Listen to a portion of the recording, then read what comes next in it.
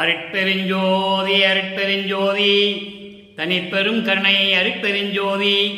எல்லா உயிர்களும் இன்புற்று வாழ்க, வள்ளல் மலரடி வாழ்க வாழ்க, கொல்லா விரதம் குவளை எல்லாம் ஓங்குக, நல்லோர் நினைத்த நலம் பெறுக, நன்று நினைத்து எல்லோரும் வாழ்க இசைந்து.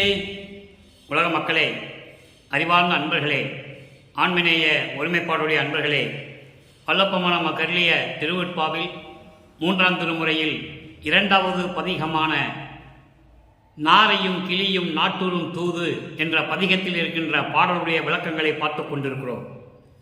நாரையும் கிளியும் நாட்டூரு தூது மொத்தம் 10 பாடல்களை கொண்டது. ஒவ்வொரு பாடலிலும் வல்லற்பமானவர்கள் இறைவனை பார்க்க முடியாமல் தவிக்கின்ற தவிப்பையும், அந்த நேரத்திலேயே தன்னை தலைவியாகவும் இறைவனை தலைவனாகவும் உருவகமும் செய்து வர்ணனை செய்து, அதாவது காதலனை பார்க்க முடியாமல் இருந்தால் எப்படி காதலி வேதனைப்படுவாளோ அதுபோன்று மனம் வருந்தி வேதனைப்பட்டு நாரையையும் கிளிகளையும் மாறி மாறி தூது அனுப்புகிறார். நாரையையும் கிளிகளையும் மாறி மாறி தூது அனுப்புகிறார். ஒரு நாள் நாரையை தூது அனுப்புகிறார், மறுநாள் கிளிகளை தூது அனுப்புகிறார். எந்த விதமான பதிலும் இல்லை. மீண்டும் நாரையையும் கிளிகளையும் மாறி மாறி மாறி தூது அனுப்பி கொண்டிருக்கிறார். இன்று நாரையை தூது அனுப்புகிறார். இந்த பாடலுடைய விளக்கத்தை பார்ப்பதற்கு முன்னால் ஒரு சிறிய முன்னுரை. தினமும் ஒவ்வொரு பாடலுக்கும் பாடலை விளக்கம் சொல்லும்போது முன்னுரை சொல்லிதான் ஆக வேண்டும். ஏனென்றால் புதிதாக கேட்பவர்களுக்கு விளங்க வேண்டும், புரிய வேண்டும். வல்லப்பெருமானவர்கள் இந்த மண்ணுலக்கு வருவிக்க உற்று ஒரு தாயின் வழியாக இந்த மண்ணுலக்கை அருட்பெருஞ்சோதி ஆண்டவரால் வருவிக்க உற்று சமயங்களும் மதங்களும் மார்க்கங்களும் சூழ்ந்திருந்த காலகட்டங்களில் தான் யார் என்று தெரியாத நிலையில் இருந்து கொண்டிருக்கிறார். வருவிக்க உற்றதிலிருந்து 1ஆம் ஆண்டிலிருந்து 51 ஆண்டுகள் வரைக்கும் அந்த 51 ஆண்டுகளையும் 8 பகுதிகளாக பிரித்து ஒவ்வொரு பகுதிக்கும் ஒவ்வொரு 8 ஆண்டிற்குள்ளும் எப்படியெல்லாம் மகளை கொடுக்கார் என்பதை நாம் வரிசையாக பார்த்து கொண்டிருக்கிறோம். அப்படி இருக்கும்போது 2வது 8 என்பது வல்லற்பமானவர்கள் இந்த மண்ணுலக்கு வருவிக்க உற்று 9வது ஆண்டில் ஆண்டாறு 3 ஆண்டில் ஆட்கொண்ட அருட்கடலே என்று சொல்லுவார். அதுவரைக்கும் தன் மகனை இறைவன் ஆட்கொள்ளவில்லை. அதனால்தான் அந்த 8 வயதுகளுக்குள் 8 ஆண்டுகளுக்குள் கந்தகோட்டத்துக்கு சென்றது. யாராவது பாட சொன்னால் மனம் போன போக்கிலே பாடுவது, இப்படியே தான் இருந்து கொண்டிருந்தார். அவருக்கு ஏன் பாடுகிறோம், எப்படி பாடுகிறோம் என்று கூட தெரியாது. மனம் ஒரு நிலையில் இல்லை. சமயங்களும் மதங்களும் மார்க்கங்களும் இறைவனை வணங்க வேண்டும் என்று சொன்ன காரணத்தினால் அதையே பற்றி கொண்டு திருநீறு பூசிக்கொண்டும் கழுத்தில் உத்தராட்ச கோட்டை மாட்டிக்கொண்டும் அந்த சமய நெறிகளையும் மார்க்க நெறிகளையும் பின்பற்றி கொண்டிருந்தார் நமது குழந்தை இறைவன் வல்லப்பெருமானவர்கள். அந்த நிலையில் இருக்கும்போது 9வது ஆண்டில் இறைவன் ஆட்கொள்ளுகிறார். அப்போ மறைப்பு நீங்குகிறது. மறைப்பு நீங்கிய உடனே இறைவன் யார் என்று தெரிந்து கொண்டார். இறைவன் யார் என்று தெரிந்தவுடனே திருவெற்றியூர் செல்லுகிறார். 9வது ஆண்டில், அதாவது 2வது 8 9வது ஆண்டிலிருந்து 16வது அந்த ஆண்டுக்குள் அந்த 8 ஆண்டுகள் திருவெற்றியூருக்கு செல்லுகிறார். அப்போ இறைவனை பார்ப்பதற்காக இறைவன் பவனி வரும்போது தெருவிலே நின்று கொண்டிருக்கிறார். சிவபெருமான் மகனை பார்த்து விடுகிறார். இவன் தெருவோரத்தில் நின்று கொண்டிருக்கிறான், இவன் கண்ணில் பட்டால் நம்மளை விடமாட்டான், நாம் ஓடிவிட வேண்டும் என்று சொல்லி மகனை பார்த்து திரும்பி பார்க்காமல் சிவபெருமான் தெருவிலே ஓடுகிறார். இவரும் பின்னால் ஓடுகிறார். ஓட்டத்தை பிடிக்க முடியவில்லை என்று சொல்லுகிறார் பாடலில். ஓட்டத்தை பிடிக்க ஒண்ணாதே, என் முகத்தை கூட பாராது திரும்பி பார்க்காமல் ஓடுகிறார், நான் என்ன செய்வேன்? ஏனென்றால் வல்லப்பமானவர்கள் ஒரு தாயின் கருவறையில் இருக்கும்போதே தன் தந்தை அருட்பெருஞ்சோதியிடம் 1000 கேள்வி கேட்டவர். கேள்வி மேல கேள்வி கேட்பார், அதுக்கு பதில் சொல்ல முடியாதவரால். அதனால இப்ப நிற்கிறான் தெருவில், இவங்கிட்ட மாட்டக்கூடாதுன்னு சொல்லி சிவபெருமான் மகனை பார்த்து தெருவிலே ஓடுகிறார். இவரும் விடலை, மறுபடியும் போறார். மறுபடியும் பவனி வரும்போது மகன் மீது இறக்கப்பட்டு காட்சி கொடுக்கிறார். காட்சி கொடுக்கும்போது மகன் மெய்மறந்து இருந்த நிலையில் மறைந்து விடுகிறார். அகல கொடுக்கல, பேசல, ஒரு வார்த்தை கூட பேசல. அப்ப அவருடைய மகனுடைய மனம் எப்படி இருக்கும்? சிந்தனை பண்ணி பாருங்க. இறைவனால் வருவிக்க உற்றவர், அவரை போய் மகன் பார்க்கறதுக்கு நிற்கிறான்னா, சிவபெருமான் மகன்கிட்ட பேசல. அப்ப அவருடைய மனநிலை எப்படி இருக்கும்? யோசனை பண்ணி பாருங்களேன், மனசு உருவும்.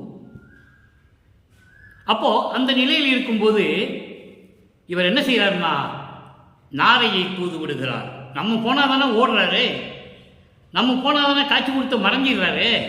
நம்ம மன குமுறலை, உள்ள குமுறலை, மன வருத்தத்தை நாரையிடம் தூது சொல்லி அனுப்புவோம் என்று சொல்லி இந்த பதிகத்தை நமக்கு அருளியிருக்கிறார்கள் நமது இறைவன் வளர்ப்புமானவர்கள். ஒரு நாள் நாரையை தூது அனுப்புவார், பதில் வராது. மறுநாள் கிளிகளை தூது அனுப்புவார், ஒத்த கிளி அனுப்பக்கூடாதுன்னு சொல்லி ஒரு கூட்டமாக அனுப்புவார், பதில் வராது. இன்று 7வது பாடலை பார்க்க போகிறோம். இன்று நாரை தூது செல்லுகிறது. எப்படி சொல்றாரு இறைவன்கிட்ட, தூது எப்படி சொல்றாரு அதை பார்க்க போகிறோம். பாடலை நல்லா கவனிங்க. அற்புதமான பாடல், அற்புதமான விளக்கம். இந்த விளக்கத்துக்கு ஏற்றபடி சமயங்களையும் மதங்களையும் மார்க்கங்களையும் எல்லாம் நீக்கிவிட்டு யாரு? சிவபெருமான் சமரச சுத்த சன்மார்க்கத்தை உருவாக்கி அருப்பெருஞ்சோதியாகி தன் மகனிடம் சுத்த சன்மார்க்கத்தை கொடுத்த பிறகு மகனை தேடி எப்படி செல்லுகிறார்? இந்த வித்தியாசத்தை நீங்க பார்க்கணும். சமயங்களும் மதங்களும் மார்க்கங்களும் சூழ்ந்த இந்த காலகட்டத்தில் இருந்து கொண்டு இருந்தால்தான் சமரச சுத்த சன்மார்க்கத்தை மக்களிடம் சொல்ல முடியும். சமயங்களும் மதங்களும் மார்க்கங்களும் பொய்ன்னு சொல்ல முடியும். அதான் சொல்றாரு நமது இறைவன் வளர்ப்பமானவர்கள். நான் இருந்து பார்த்துட்டேன், ஒன்றுமே இல்லை, எல்லாம் பொய்ன்ற பொறித்த மதம் சமயம் பொய்ன்னு சொல்றாரு ஞானசரியிலே. உடைந்த சமய புலி நின்று எழுந்து உணர்மின் அழியா ஒரு நெறியாம் சன்மார்க்க திருநெறி பெற்று வந்தேன். அதை சொல்லுவதற்காகத்தான் இவர் சமயங்களையும் மதங்களையும் மார்க்கங்களையும் விரும்பி இருந்து கொண்டிருக்கிறார். அப்புறம் தந்தையே இது வேண்டான்னு சொல்றாரு. அந்த நிலையில் இருந்து பார்த்து கொண்டிருக்கிறோம். பாடலை நல்லா கவனியுங்கள். 7வது பாடல். வட்டம் மதிபோல் அழகோடு ஒழுகும் வதன விடங்கர். இறைவனை உருவகப்படுத்துகிறார். இறைவனுடைய சிவபெருமானுடைய தியாகராஜ பெருமானுடைய அழகை சொல்லுகிறார். வட்டமதி போல் அழகோடு ஒழுகும் வதன விடங்கர் ஒற்றிதனில் நட்ட நவிழ்வார். அவர் முன் போய் நாராய், நாரையிடம் சொல்லுகிறார். நாராய் என்பது நாரையே. அவர் போய் முன் நாராய் நின்று நலிற்றாயோ, நலிற்றாயோ என்று சொல்லும்போது, நான் தூது அனுப்புறது உனக்கு கஷ்டமா இருக்கா? எவ்வளவு அற்புதமான வரி பாருங்க. நான் உன்னை தூது அனுப்புறமே, தூது போறதுக்கு உனக்கு கஷ்டமா இருக்கா? மனம் இல்லையா? ஒவ்வொரு டிப்பும் போற, என்ன பதிலே சொல்ல மாட்டேன்றியே. நீ சொன்னையா? சொன்ன பிறகு அவர் ஏதாவது சொன்னாரா? எந்த பதிலும் வரமாட்டேன்றே. உனக்கு மனசு இல்லையா அப்படின்னு சொல்ற. நலிற்றாயோ, நலிற்றாயோ கட்டு அவிழ்ந்த குழல் முடியால். எப்படி சொல்றாரு பாருங்க. கட்டு அவிழ்ந்த குழல் முடியால் கடுகி விழுந்த கலை புனையால் முட்ட விலங்கு முளையினையும் மூடால். முட்ட விலங்கு முளையினையும் மூடால் மதனை முனிந்து, மதனை முனிந்து என்றே. நாராய், நான் சொல்லுவதை அப்படியே இறைவனிடம் சொல்லு. இறைவனே, உன்னுடைய பவனியை பார்த்த பிறகு, உன்னுடைய அழகை கண்டு ரசித்த பிறகு, நீ என்னுடைய தலைவியிடம், உன்னுடைய காதலியிடம் எதுவும் சொல்லாமல் போய்விட்டாய். அவளோ கட்டு அவிழ்ந்த முடியால் விரிந்து, அதாவது விரிந்த கூந்தலை முடியவில்லை. விரிந்த கூந்தலை முடியவில்லை. கடுகி விழுந்த கலை புனையால். கடுகி விழுந்த கலை, கலை என்பது ஆடை. விலகி இருந்த ஆடையை கூட மூட வேண்டுமே என்ற எண்ணம் அவளுக்கு இல்லை. ஆடை நவிழ்ந்து விட்டது, மேலாடை. அந்த ஆடையை எடுத்து உடுத்த வேண்டும் என்ற எண்ணம் கூட அவளுக்கு இல்லை. முட்ட விலங்கு முளையினையும் மூடாள். அழகான மார்பங்கள், அதே முலை என்று சொல்லுகிறார். சுத்த தூய தமிழ், அது தவறில்லை, தூய தமிழ். மார்பகங்கள், மேலாடை நவிழ்ந்து விழுந்துகிறது, சரி செய்யவும் மனசு இல்லை. அந்த மார்பகங்களை கூட மூட அவளுக்கு மனது இல்லை. மதனை முனிந்துன்னா கோவப்பட்டு. மதன்னா யாரு? காமன். எனக்கு ஏன் இந்த காம ஆசையை எனக்கு கொடுத்தா என்று மதனை கோவித்துக் கொள்ளுகிறாள். இப்படி இறைவனிடம் போய் நீ சொல்லு என்று சொல்லுகிறாள். இப்போ இந்த பாடலுடைய விளக்கம் இப்போ வரி வரியா சொன்னேன், தொடர்ச்சியா சொல்றேன், உங்களுக்கு நல்லா புரியும். முழு சந்திரன் எவ்வளவு அழகாக இருக்குமோ அதான் சொல்றாரு, வட்ட மதி போல். வட்ட மதி என்பது முழு சந்திரன். பௌர்ணமி நிலாவை பார்த்தால் முழு சந்திரன் எப்படி ஒளிவிட்டு குளிர்ச்சியாக அழகாக தெரியுமோ அதுபோன்று அழகான முகமுடையவர். வதன விடங்கர், வதனம் என்பது அழகு.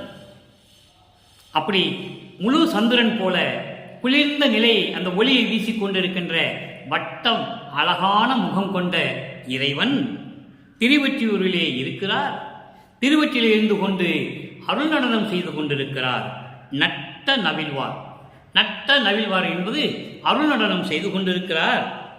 அவர் முன் போய் நின்று, நாராய், நான் சொல்லுவதை சொல்வாயாக, உனக்கு இதில் ஏதாவது கஷ்டம் இருக்கிறதா கேட்கிறாரு. நாரையிட்ட கேட்கிறாரு, இதை நீ இறைவனிட்ட சொல்லுவதற்கு ஏதாவது கஷ்டம் இருக்கிறதா, கஷ்டப்படுகிறாயா, மனம் இல்லையா, சொல்லு நாராய் என்று சொல்லி, நான் சொல்லுவதை அப்படியே இறைவனிடம் போய் சொல்லு என்று சொல்லுகிறார்.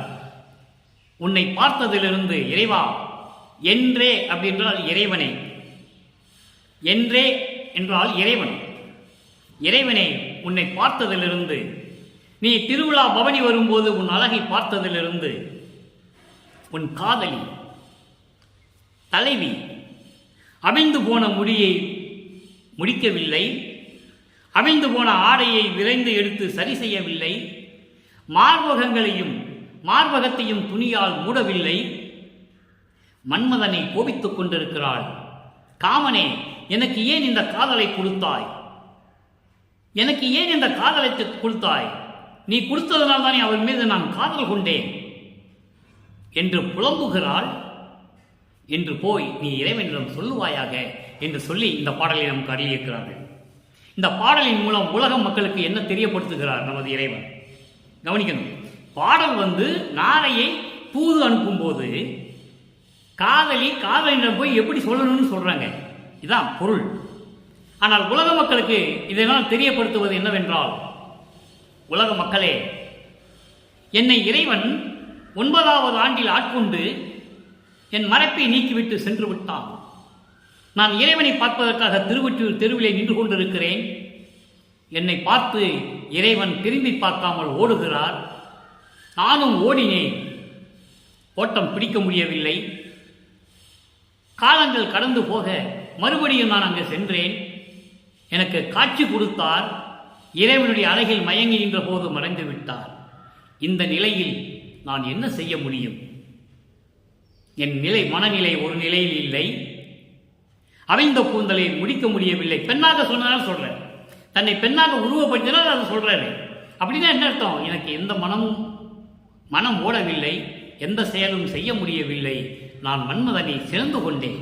எனக்கு ஏன் இந்த காதலை கொடுத்தாய், ஏன் இறைவனிடம் போய் இந்த காதல் செய்ய என்று நீ என்னை தூண்டினாய் என்று மன்மதனை நான் கோபித்துக் கொண்டேன் என்று உலக மக்களுக்கு இந்த பாடலை அருளியிருக்கிறார்கள் நமது இறைவன் வல்லபெருமானவர்கள். இப்போ இது 9வது ஆண்டிலிருந்து அந்த 8 ஆண்டுகளுக்குள் 16 ஆண்டுகளுக்குள் இந்த நிகழ்ச்சி நடக்கிறது.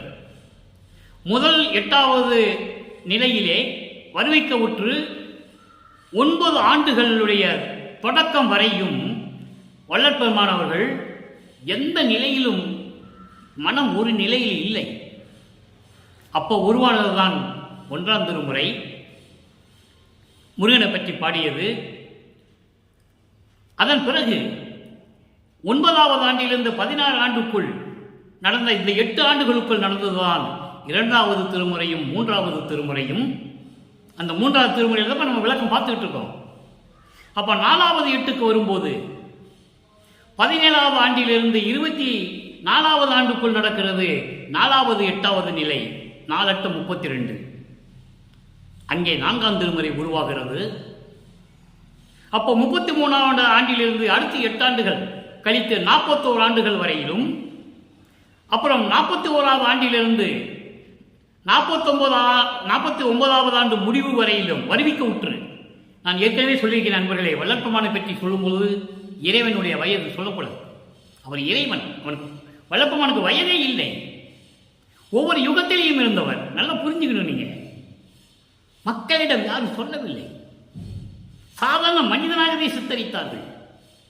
மனிதனாக இருந்து இறைவன் அடைந்தார் என்று சொன்னார்களே தவிர அவர் இறைவனாகவே வருவிக்கூற்றவர் என்று யாரும் சொல்லவில்லை. அப்போ 49 ஆண்டுகள் வருவிக்க உற்று ஆகி 8 + 8 16 ஆண்டுகள் 6ஆம் திருமுறை உருவாகிறது. சமரச சுத்த சன்மார்க்கத்தை வாங்குகிறார். எப்படி பெற்றார் என்றெல்லாம் சொல்லுவார். அதை நம்ம போக போக பார்த்துட்டு வருவோம். ஒரே நாளில் எல்லா விளக்கம் தர முடியாது. வருடக்கணக்கில் பேசணும், வருடக்கணக்கில் சொல்லணும் விளக்கங்கள். இன்னும் 6 வருஷம் சொல்லணும். நம்ம அப்பப்போ வரும்போது, சமயம் வரும்போது நம்ம சொல்லுவோம். நீங்கள் தொடர்ச்சியாக பார்க்கணும். பார்த்தா தான் இது புரியும் உங்களுக்கு. மக்களிடம் எப்படியாவது திருவிற்பாவை கொண்டு சேர்க்க வேண்டும் என்ற நிலைதான் எனக்கு உண்டு.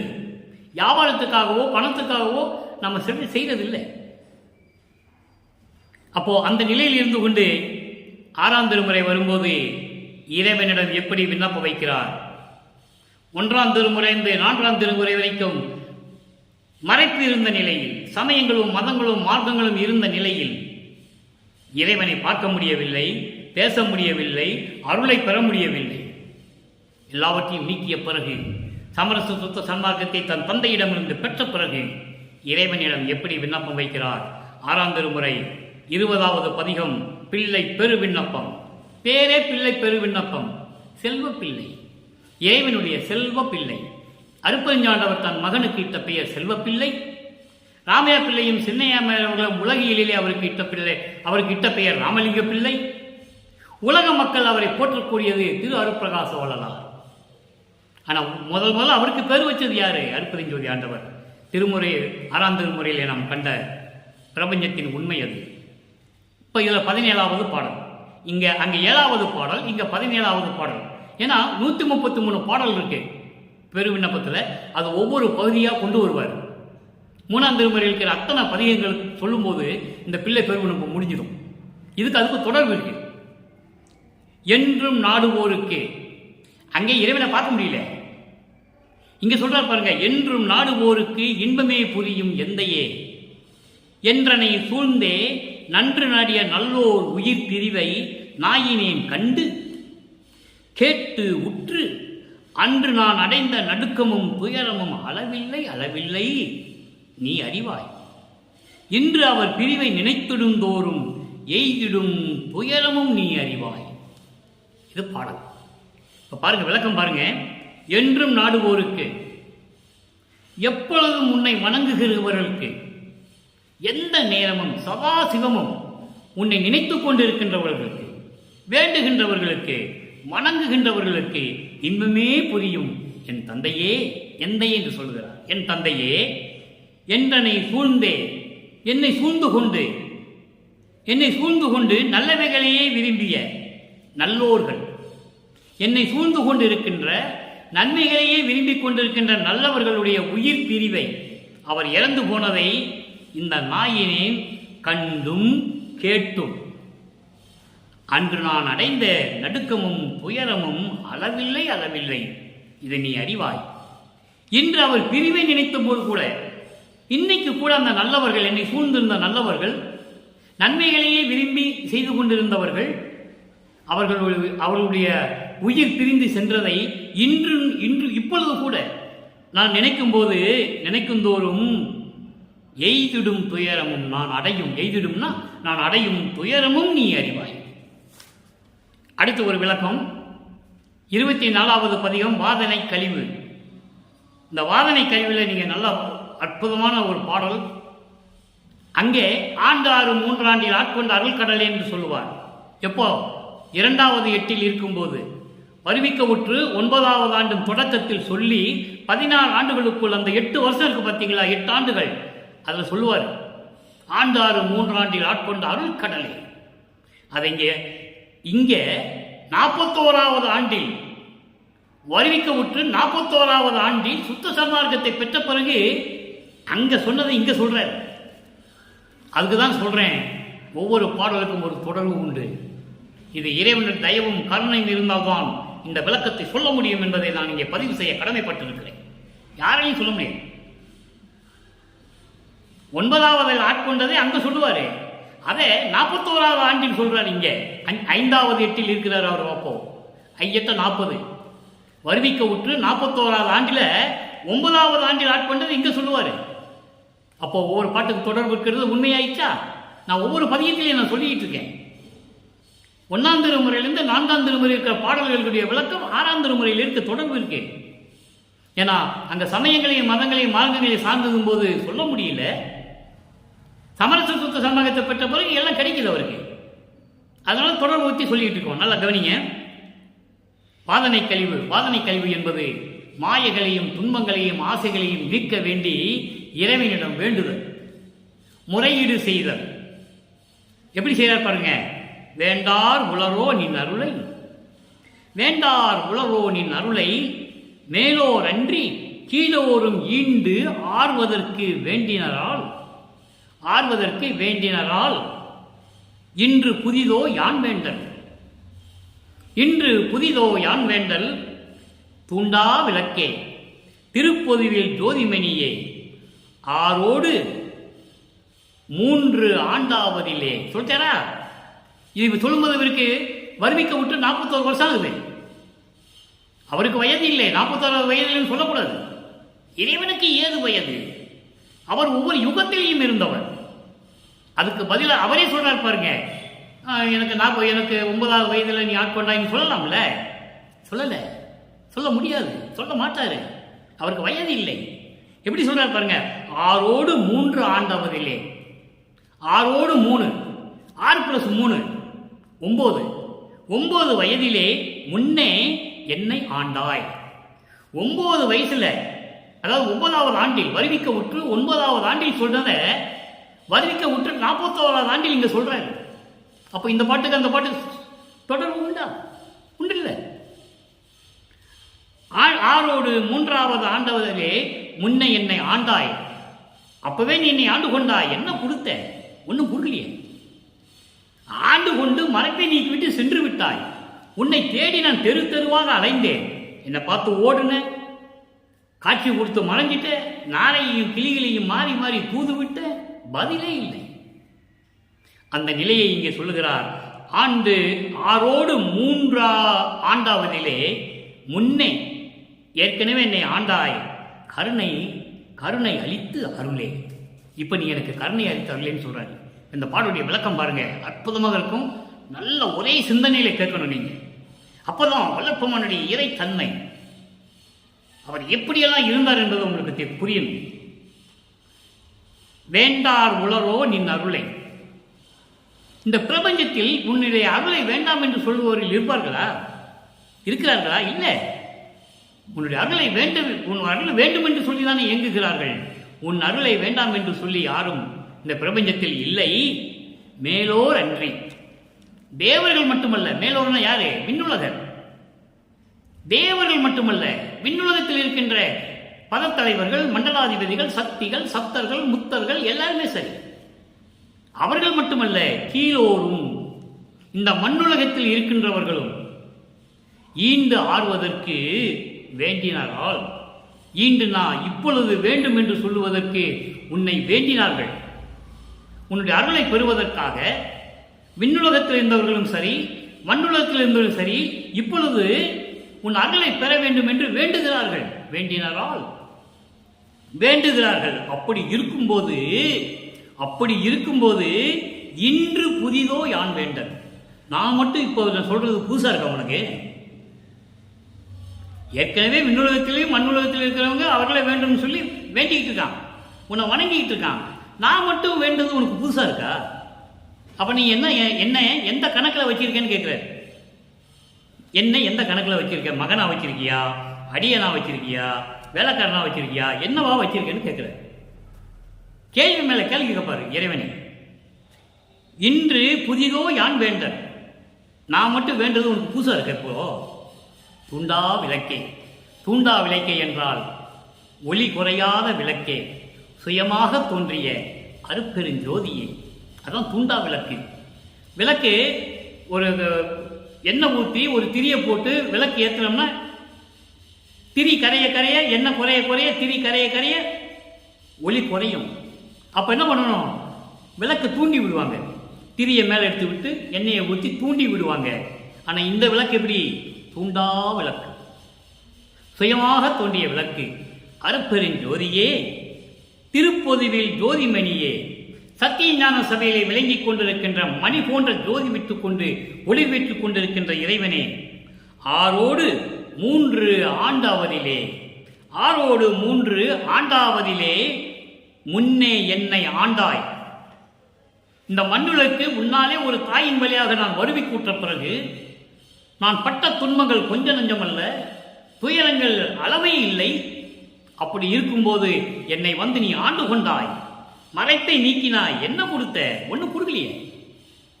ஆரோடு அப்பவே வந்து என்னை ஆண்டு கொண்டாய். ஆரோடு 3 ஆண்டு ஆவதிலே முன்னே என்னை ஆண்டாய். அது இருக்கட்டும். இப்போ கருணை அளித்து அருளே, எனக்கு தயவையும் கருணையும் இரக்கத்தையும் கொடுத்து எனக்கு அருள வேண்டும் என்று சொல்லி இந்த பாடலை நமக்கு அருளியிருக்கிறார்கள். எவ்வளவு அற்புதம் பாருங்க. இந்த பிரபஞ்சத்தில் எந்த முனிவனும் எந்த ரிஷியும் எந்த பதத்தலைவனும் யாரும் சொன்னதில்லை. கோடான கோடி பேர்கள் வந்தார்கள். அடுத்து அபயம் வேண்டுதல், பதிகம் 35, 6ஆம் திருமுறை அபயம் வேண்டுதல், 7வது பாடல். இன்று நாம் பார்த்த 3ஆம் திருமுறையிலே நாரையும் கிளியும் நாட்டூரும் தூது 7வது பாடலுக்கு இங்க எப்படி விளக்கம் இருக்குது பாருங்க. சமரச சுத்த சன்மார்க்கத்தை பெற்ற பிறகு மலவாதனை தீர்க்கலவா, மலவாதனை தீர்க்கலவா. அங்கே இறைவனை எப்படி சொல்லுவாரு? முழு சந்திரன் போல முகம் இருக்கு, குளிர்ந்த முகமா இருக்கிற, அழகா இருக்கிற, திருவற்றில் இருக்கிற, அப்படிதானே சொல்றாரு. அப்போ சமயங்களும் மதங்களும் மார்க்கங்களும் சூழ்ந்த காலகட்டத்தில் இறைவனே அதில் இருக்கிறாரு. தின்னூர் பூசிக்கிட்டு, கங்கையை தலையில சுமந்துக்கிட்டு, பாம்பை கழுத்துல மாட்டிக்கிட்டு, பிறை சந்திரனை சூடிக்கிட்டு உருவகப்படுத்தினார்கள் அல்லவா? அவர்கள் உருவப்படுத்தியதற்கு இறைவன் அப்படிதான் இருக்கணும், வேற வழி இல்லை. அதுக்காகத்தானே ஒரு சமரச சன்மார்க்கத்தை நிறுவி அதை செயலாற்றுவதற்காக தானே ஒரு மகனை வர வைக்கிறாரு. அதை நீங்க புரிஞ்சுக்கணும். மலவாதனை தீர்க்கலவா. இந்த மல துன்பங்களை, மலங்கள், ஆணவம், கண்மம், மாயை, மாமாயை, துரோதை, இந்த மல துன்பங்களை நீக்கியவனே, இந்த மலங்களெல்லாம் இல்லாமல் இருக்கின்ற இறைவனே, மலவாதனை தீர்க்கலவா, நீங்கியவனே, மலவாதனைகள் எல்லாம் நீங்கிய இறைவனே. இறைவனை சொல்றாரு. அங்கே இறைவனை எப்படி வர்ணனை செஞ்சாரு சிவபெருமான, இங்க அருப்பெருஞ்சோதியை எப்படி சொல்றாருன்னு நீங்க பார்க்கணும். அப்போ சமயங்களையும் மதங்களையும் மார்க்கங்களையும் சார்ந்த இறைவன் சிவபெருமானுக்கு எல்லா மலங்களும் உண்டு. நடராஜபதி மலையிலே சொல்லுவார், உனக்கு ஆணவ மலம் இருக்கும்பார் பாட்டுல. விஞ்ஞான கலர் மேவும் நடராஜபதியே என்று சொல்லுவார். விஞ்ஞான கலர் என்றால் ஆணவ மலம் கொண்டவன் நீ என்று சொல்லுவார். திருப்பாவலி இருக்கிறது. இப்போ மலவாதனை தீர்க்கலவா, மலங்களெல்லாம் நீங்கி சுத்தமாக இருக்கின்ற இறைவனே. அப்போ அவரு சமரச சுத்த சன்மார்க்கத்தின் தலைவன். சமரச சுத்த சன்மார்க்கத்தின் தலைவன் மலங்களை நீக்கியவனாக இருக்கணும், பற்றுகளை நீக்கியவனாக இருக்கணும், மனைவி பிள்ளைகள் என்ற உறவு நீங்கியவனாக இருக்க வேண்டும். அபயம் வளவா. வளவா என்றால் எல்லாம் அருள் வல்லமும் படைத்த இறைவனே. திரு அம்பலவா அபயம். உளவா நெறி நீ சொல்வா, உளவா நெறி நீ சொல்லவா. உளவா நெறி, அழியாத நெறி, சமரச சுத்த சன்மார்க்க நெறியை எனக்கு நீ கற்றுக் கொடுக்க விரைந்து வா. எப்படி கூப்பிடாரு பாருங்க. உளவா நெறி நீ சொல்லவா. அழியாத நெறியான சமரச சுத்த சன்மார்க்கத்தை எனக்கு கற்றுக் கொடுக்க நீ விரைவில் வா, சொல்லவா, கற்றுக் கொடுக்கவா. உறைவாய் உயிர்வாய், எல்லா உயிர்களிடத்திலும் இருக்கின்ற இறைவனே, எல்லா உயிரினங்களிடத்தும் ஊர்வன பரப்பன உருவன நடப்பன அகவல்லவர். ஊர்வன என்றால் ஊர்ந்து செல்லக்கூடிய உயிரினங்கள், பரப்பன என்றால் பறந்து செல்லக்கூடிய உயிரினங்கள், உருவன என்றால் தாவரங்கள், உருவன நடப்பன என்றால் நடந்து செல்லக்கூடிய உயிரினங்கள், அதில் மனிதர்களும் அடங்கும். அப்போ எல்லா உயிர்களிடத்திலும் இருக்கின்ற இருப்பிடமாக இருக்கின்ற இறைவனே, அதான் உறைவாய் சொல்றது. இவ்வளவு அர்த்தம் பாருங்க. எல்லா உயிர்களிடத்திலும் இருப்பிடமாக இருக்கின்ற இறைவனே, அந்த உயிரினங்களுக்கெல்லாம் உயிராக இருக்கின்ற இறைவனே, உயிர்வாய் இறைவா, பல ஆகுலம் நான் தரியேன். உன்னால் இந்த மண்ணுலக்கு வருவிக்கு உற்று பல ஆகுலம் என்றால் பல துயரங்களையும் துன்பங்களையும் இடர்களையும் நான் தாங்கிவிட்டேன். இனிமேல் தரியேன். இனிமே என்னால் பொறுத்துக்க முடியாது. இனிமே என்னால் பொறுத்துக்க முடியாது. கரெக்டா சொல்லிட்டாரு அப்பங்கிட்ட. பல ஆகுலம் நான் தரியேன். நான் உன் அடைக்கலாம் அபயம். பலவா அருள் வல்லமும் கொண்ட இறைவனே, பகவா, பகவானா அரிதான இறைவனே, யாரும் பார்க்க முடியாத இறைவன். இறைவனுடைய அடியை முடியும் யாரும் பார்க்கவில்லை. அதைதான் இங்க சொல்றாரு. பகவா, அறிய முடியாத இறைவன், யாவருக்கும் அறிய முடியாத இறைவன். பணவா, பணவா என்றால் தூய்மையானவனே. தூய்மையானவனே என்பது சமரச சுத்த சன்மார்க்க சுத்த தலைவனே, அதான் பணவா என்று சொல்றார். அபயம் நலவா, நல்லவனே, அடியேன் அல்லவா, நான் அடியேன் அல்லவா, நான் உனக்கு அடியேன் அல்லவா. இதை 3ஆம் திருமுறையிலே சொல்லுவார், அன்பு மாலையில சொல்லுவார். ஏனாவான் எனினும் யான் அம்மையின் நின் அடியேன் என அறிந்தேன், இதயம் மலர்ந்தேனே. அங்கே சொல்லுவார். அதை இங்க சொல்றாரு. அதாவது வருவிக்கு உற்று 9வது ஆண்டிலிருந்து 16 ஆண்டுகளுக்குள், அந்த 8 ஆண்டுகளுக்குள் சொன்னதை இங்கே வருவிக்க உற்று 5வது எட்டில், 8 40, 5வது எட்டில் 41வது ஆண்டில் அதை இங்கே உறுதிப்படுத்துறாரு. அடியேன் அல்லவா, நான் உன் அடியவன் அல்லவா, பிரபஞ்சம் தோன்றிய காலத்திலிருந்து உனக்கு நான் அடியவனாக இருந்தவன் தானே. ஏன்னா அவன் எனினும் யான் என் அடியேன் என அறிந்தேன், அம்மையில் அடியேன் என அறிந்தேன், இதயம் மலர்ந்தேனே சொல்லுவார். அங்க சொன்னதை இங்க உறுதிப்படுத்துறாரு. அடியேன் அல்லவா, வருவிக்க விட்டு 41வது ஆண்டு கழித்து இங்க உறுதிப்படுத்துறாரு. அடியேன் அல்லவா அபயம் நடநாயகனே, நடனங்களுக்கெல்லாம் அரசனே, நான் அபயம் அபயம் என்று சொல்லி இந்த பாடலை நமக்கு அருளி இருக்கிறார்கள். இறுதியாக இந்த பாடலுக்கு ஏற்றபடி இன்று நாம் பார்த்த நாரையும் கிளியும் நாட்டூரும் தூதும் என்ற பாடலுக்கு ஏற்றபடி அருள் விளக்க மாலையிலே 7வது பாடலிலே ஒரு விளக்கம் இருக்கிறது. அதை சொல்ல நான் கடமைப்பட்டிருக்கிறேன். நான் ஏற்கனவே கூறியது போல அன்பர்களே, பாடலின் விளக்கம் மட்டும் சொன்னால் 20 நிமிடத்தில் சொல்லிவிடலாம். அது நமது நோக்கமல்ல. ஏன் 4ஆம் திருமுறை வரைக்கும் அப்படி இருந்தார்? அதன் பிறகு சுத்த சன்மார்க்கத்தை பெற்ற பிறகு இறைவனை எப்படி வந்து மகனோடு கொஞ்சி குல்லாவி அருளை கொடுத்தார்? மக்களிடம் சொல்ல வேண்டும். சொன்னால்தான் வல்லற்பெருமானுடைய இறைநிலை மக்களுக்கு புரியும். இறைவனாகவே வருவிக்க உற்றவர் என்ற நிலை அவருக்கு தெரியும். ஏனால் வல்லற்பெருமான் அவர்கள் வருவிக்க விட்டு 200 ஆண்டுகள் கடந்து விட்டது. வல்லற்பெருமானுடைய உண்மை நிலையை 6 திருமுறைகளிலும் வல்லற்பெருமான் கூறிய பிரபஞ்சத்தின் உண்மைகளை மக்களிடம் யாரும் சொல்லவே இல்லை என்பதுதான் என் ஆதங்கமான செயல், ஆதங்கமான ஒரு நிகழ்வு. மனம் வேதனைப்படுகிறது. இப்படியெல்லாம் இருக்கின்ற இறைவனை சொல்லாமல் விட்டுவிட்டார்கள் என்று நினைக்கும் போது மனம் வேதனைப்படுகிறது, துன்பப்படுகிறது. இப்போ அருள் விளக்க மாலையில 7வது பாடல் கண்டிப்பாக சொல்லிதான் ஆகணும், வேற வழி இல்லை. டைம் வேணா ஒரு 5 நிமிஷம் எக்ஸ்ட்ரா ஆகட்டும், தவறு இல்லை. எத்தனை பேர் சொன்னாங்க பேசுறத ஒரு 5 நிமிஷம் குறைச்சிக்கலாமே அப்படின்னு? முடியாதுன்ட்டு. விருப்பம் இருந்தால் கேளுங்கள். விளக்கத்தை குறைக்க முடியாது, விளக்கத்துடைய நேரத்தை குறைக்க முடியாது. இன்னும் நிறைய சொல்லலாம், நான் தான் குறைச்சிக்கிட்டு இருக்கேன். அருள் விளக்க மாலை 7வது பாடல் நல்ல கவனிங்க. கரைந்து விடாது என்னுடைய ஞாபகத்தை இருந்து கனத்த சுவை தருகின்ற கற்கண்டே. மறைத்து இருக்கிற வரைக்கும், சமயங்களும் மதங்களும் மார்க்கங்களும் சார்ந்த நிலையில் இருந்த வரைக்கும், 1ஆம் திருமுறையிலிருந்து 4ஆம் திருமுறை வரைக்கும் எப்படி இறைவனை சொல்லுகிறார்? சமரச சுத்த சன்மார்க்கத்தை பெற்ற பிறகு சொல்றார் பாருங்க அருள் விளக்க மாலையில, கரைந்து விடாது என்னுடைய ஞாபகத்தை இருந்து கனத்த சுவை தருகின்ற கற்கண்டே. இறைவனை கற்கண்டு என்று சொல்லுகிறார், இனிப்பான இறைவன் என்று சொல்லுகிறார்.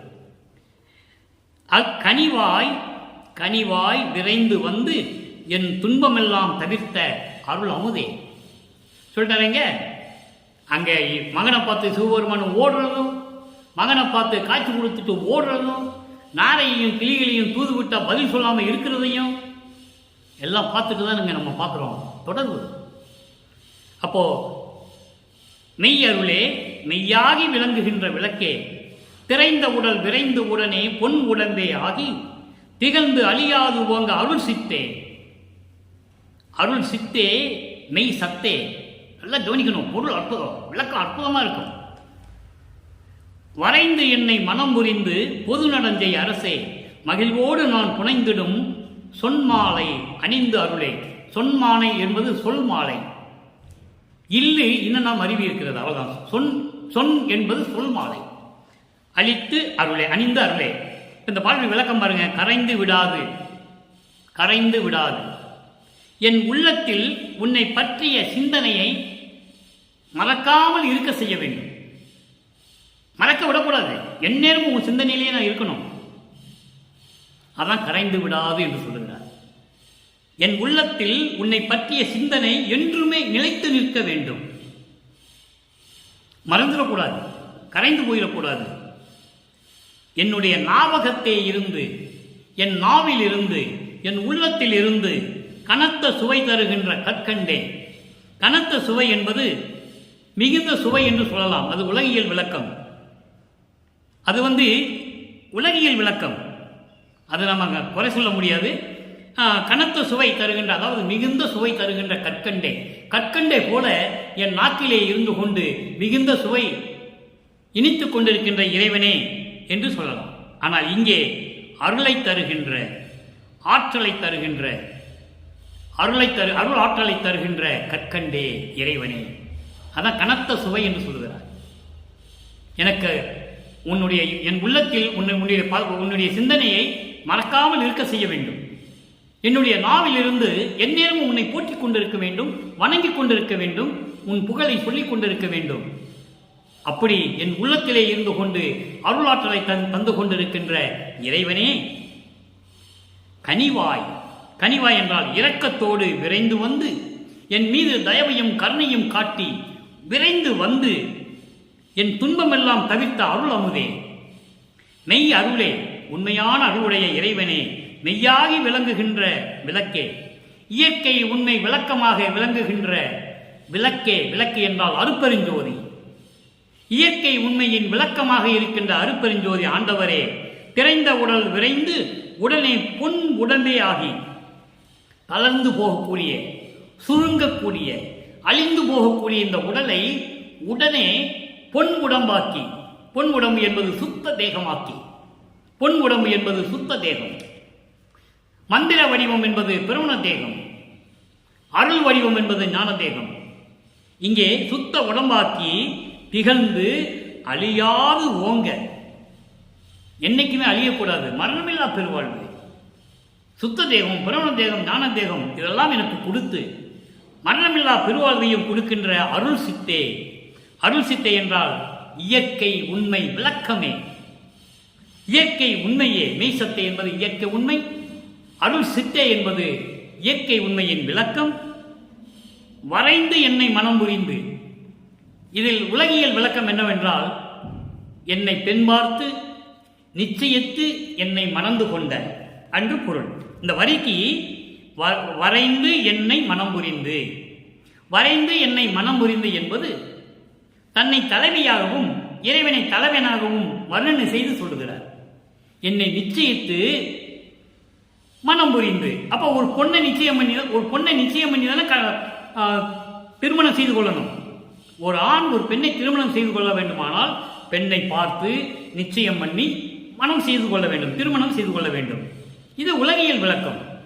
சமரச சுத்த சன்மார்க்க விளக்கம், வரைந்து என்னை மனம் புரிந்து, வலிய வந்து வலுக்கட்டாயமாக விரும்பி, வலிய வந்து வலுக்கட்டாயமாக என்னை விரும்பி என்னோடு கலந்து கொண்ட, மனம் புரிந்த என்பது என்னோடு கலந்து கொண்ட, சத்திய ஞான சபையிலே அருளனம் செய்து கொண்டிருக்கின்ற அரசனே என்று சொல்லுகிறார்.